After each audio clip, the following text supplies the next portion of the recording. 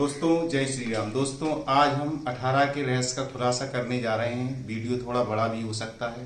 तो मित्रों जैसा कि हमने बताया था कि 18 महाभारत में 18 संख्या का क्या रहस्य है, तो हमने बताया था हम कहेंगे 9 और 9 रहस्य या 9 और 9 पर्व या 9 और 9 अध्याय गीता में, क्योंकि 18 नहीं कहते, 9 और 9 कहते हैं, यानी कि 2 9, यानी कि 9 और 9, 2 9, यानी कि राधा और कृष्ण, सीता और राम। आध्यात्म में हम ऐसे ही बताते हैं और ऐसे ही मानते हैं। तो हमने बताया था यहाँ पे 1 और 8 9 और 9 दूनी 18, यानी कि 2 9 हैं, ये 2 9 हैं और दोनों हैं। तो मित्रों हम अब आगे बढ़ते हैं। तो मित्रों आज हमने कल बताया था कि 1 तारीख है और 9 महीना शुरू हो रहा है और कल 9वीं तिथि भी थी।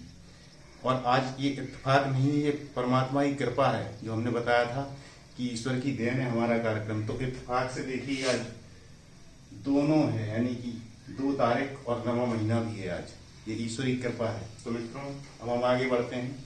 तो हमें 18 के रहस्य को हम बता चुके हैं, जैसे कि ये या हमने ये बताया था, और हम बता रहे हैं कि जैसे हमने 1 से लेके 9 तक गिनती लिख ली, अब हम इधर से उल्टी गिनती लिखेंगे, यानी कि इधर से हम लिखे देते हैं। तो जैसे कि 9 8 7 6 5 4 3 2 1 0। तो मित्रों ये क्या है, ये 9 का पहाड़ा बन गया। 9 एकम 9 9 दूनी 18 9 30 27 9 24 27 9 9 45 9 67 9 63 9 72 9 81 9 धम 90, यानी कि एक तरफ से सीधी गिनती लिख दी, एक तरफ से उल्टी गिनती लिख दी, तो 9 का पहाड़ा बन गया। तो 9 तक गिनती होती है। तो अब हम इसको जोड़ेंगे, 9 1 और 8 बराबर 9, 2 और 7 बराबर 9, यानी कि यहां तक अपन जोड़ेंगे तो 9 ही है, इसका योग 9 ही है। तो 9 तक ही गिनती है, 9 का ही ज्ञान है। 18 का जो ज्ञान है वो दोनों का ज्ञान है, इसलिए वो 18 है। इसमें जो 9 में 2 9 छिपे हुए हैं, तो 9 जो व्रत हैं वो हम आपको बता रहे हैं कि 9 व्रत कौन कौन से हैं।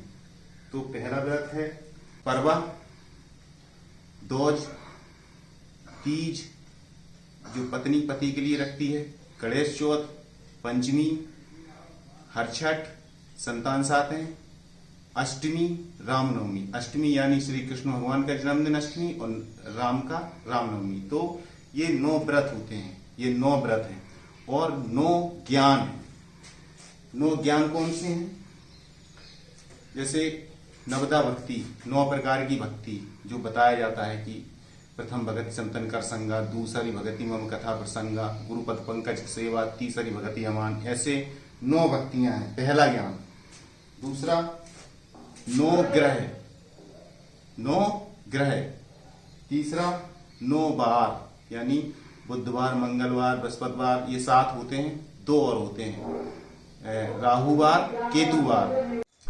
9 भक्ति यानी नवधा भक्ति, 9 रत्न, 9 देवी स्वरूप, यानी कि 9 देवियों के स्वरूप होते हैं, 9 देवी स्वरूप, ये ज्ञान है 9।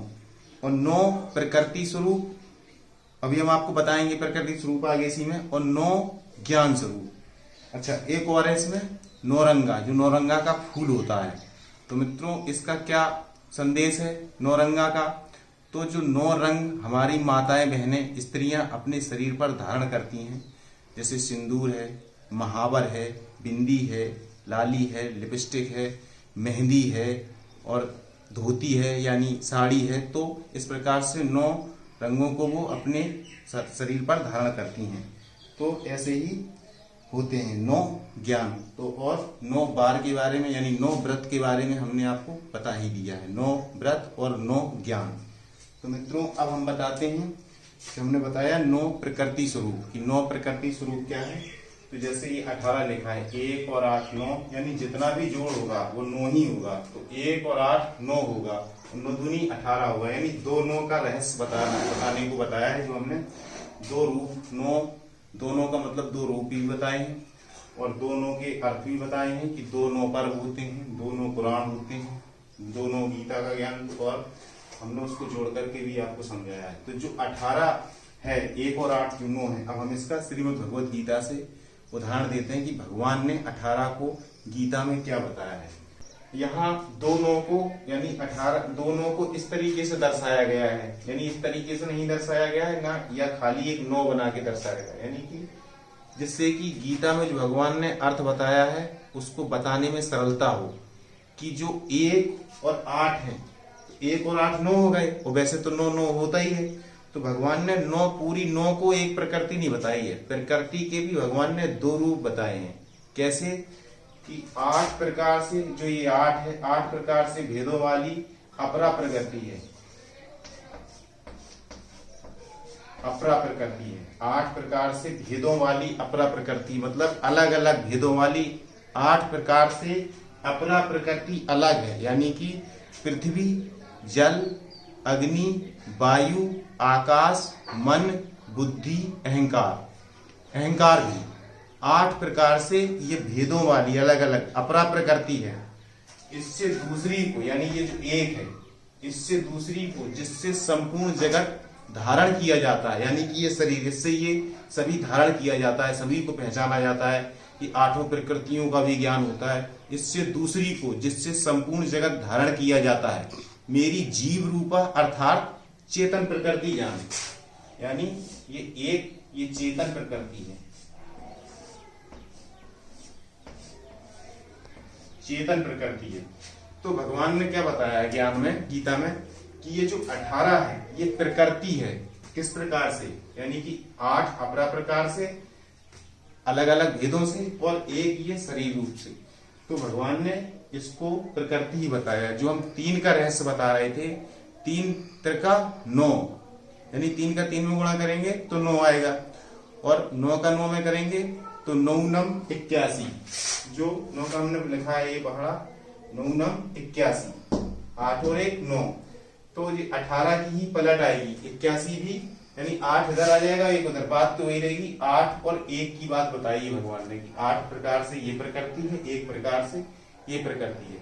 तो 18 की 9 का 9 में अपन गुणा करेंगे तो 9 नम 81, 81 की पलट 18, यानी बात वही है। तो ये प्रकृति है, प्रकृति अर्थात माया। जैसे हमने बताया है कि त्रिदेव, 3 देव या 3 देवियां या त्रिकूट पर्वत, जो भी हमने 3 के बारे में बताया, या हमने 6 शास्त्र, 18 पुराण, 9 के बारे में जो भी बताया है, ये सभी माया है, प्रकृति का ज्ञान है।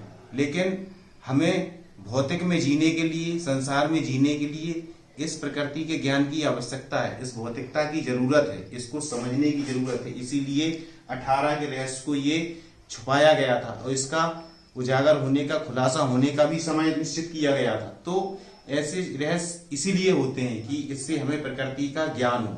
जो आध्यात्म है, आध्यात्म विषय अलग है और भौतिक या धार्मिक विषय अलग है। धार्मिक माया है, आध्यात्म माया से छूटा हुआ है। तो माया से को भी अगर हमें छोड़ना है, छूटना है संसार से, आध्यात्म को जानना है, तब भी हमें माया का ज्ञान करना पड़ेगा। तो मित्रों, देखते रहिए द ई अनादिनंद कार्यक्रम। तब तक के लिए बहुत बहुत धन्यवाद। नमस्कार।